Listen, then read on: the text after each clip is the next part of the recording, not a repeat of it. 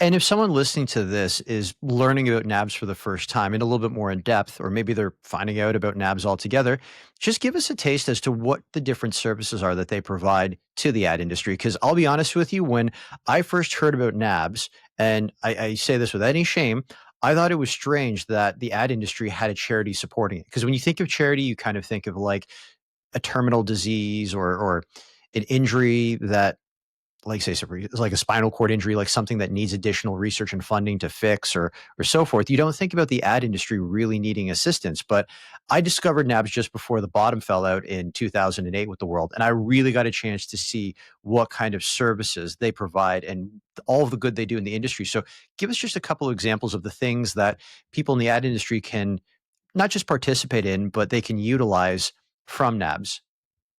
Yeah, okay. They we have evolved over the years for sure. It used to be back in the day kind of an extension of, companies' HR services, and they would kind of rely on you for that. Whereas now, we've done a lot more customization. It is important to support our community. So we have a whole bunch of, we have a whole, we've taken everything internally.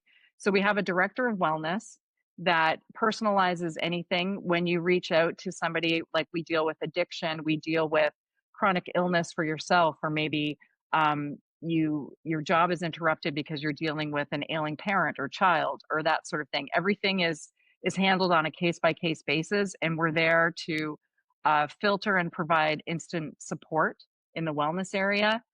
We also handle a lot of short term financial aid. So, again, it could be from illness, it could be from layoffs, restructuring, that sort of thing.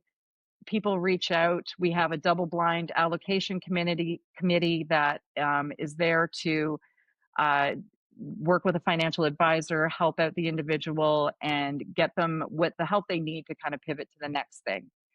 The need has been, I started in November, and the need for people reaching out, especially for financial aid, is 5 times greater than it has been in the past. So Wow. Okay.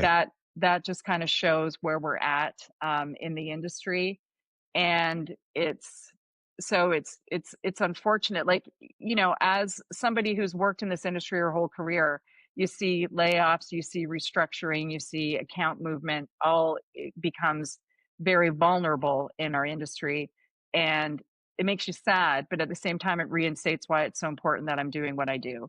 And NABS has also kind of taken on, we to maximize our efforts as far as fundraising and money goes, we attach ourselves to people like ad clubs. So back in the day, we used to have our own events, like our own parties, our own golf tournaments, that sort of thing. And now we attach to like CABR, ad club, that sort of thing, and we can maximize the donations that way. But we also are doing a lot of career pivoting and redeployment. We do a lot of advice in that area. So we're really customizing where the industry needs us to be right now, which I'm pretty excited about. Jen, if anyone watching or listening to this wants to learn more about NABS, what's the best way they can do it?